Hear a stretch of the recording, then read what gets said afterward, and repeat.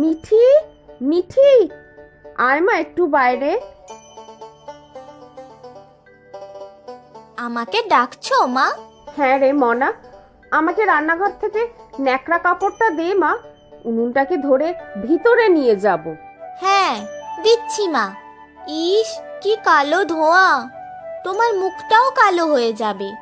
ইস, জানা মুখ, তা হোক না কালো, তুই ফর্সা থাকলেই হলো।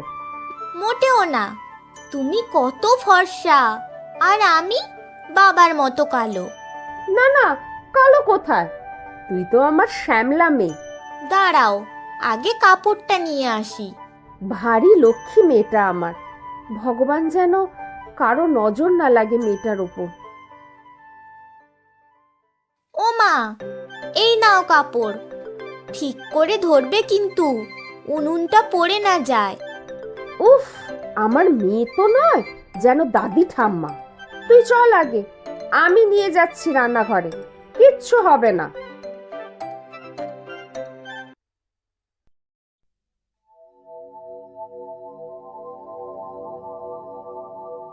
ও মা, তুমি এখন এই উনুনে রান্না কেন করছো? দাঁড়া, একটু গুড় দিয়ে দিচ্ছি, রুটি দিয়ে খেয়ে নে।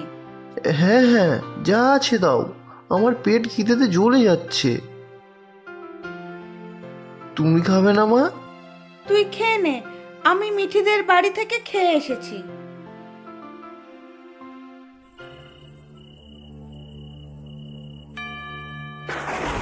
মা, ও মা, কিরে, উঠে পড়লি কেন? আমার খুব ভয় করছে মা। আমি তো আছি, ভয় কিসের? ও মা, বাবা আসেনি এখনো? এই তো এসে পড়বে, তুই শুয়ে পড়। আমি একটু তোমাকে জড়িয়ে ধরে বসি মা, খুব ভয় করছে। কি বাজ পড়ছে মা, দেখেছো? বাবা কখন আসবে মা? বৃষ্টিতে বাবা পুরো ভিজেই যাবে। চিন্তা তো খুব হচ্ছে রে মা, ভগবানকে ডাকছি যাতে ভালোই ভালোই মানুষটা ঘরে ফেরে। তুই শুয়ে পড় দেখি, আমি মাথায় হাত বুলিয়ে দিচ্ছি, কোনো ভয় নেই। চিন্তা করো না দিদি, চলে আসবে। রেল লাইনে জল জমে গেছে তো, খোকনের বাবাই বলল। আচ্ছা দিদি, আজ আসি গো, কিছু অসুবিধা হলে বলো কিন্তু।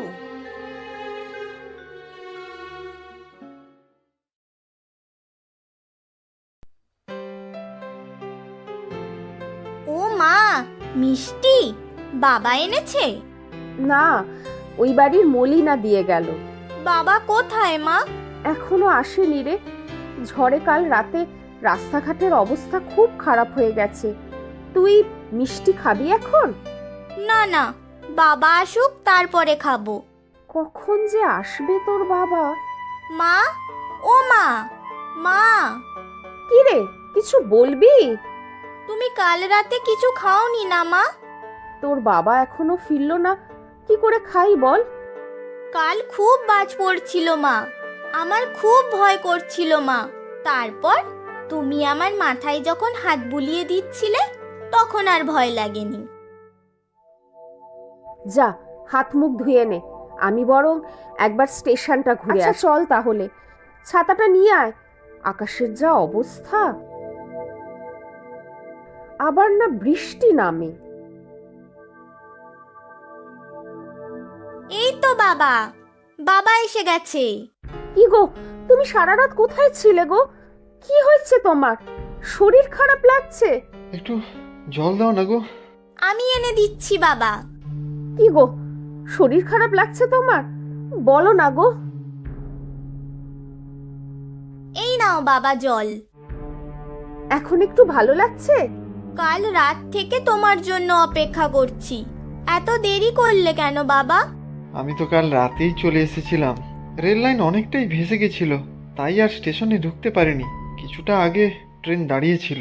আমাদের কপালটাই খারাপ গো, একই যুদ্ধের বাজারে জিনিসপত্রের আগুন দাম, এর মধ্যে তোমার আবার শরীরটা খারাপ হয়ে পড়লো, কি যে হবে।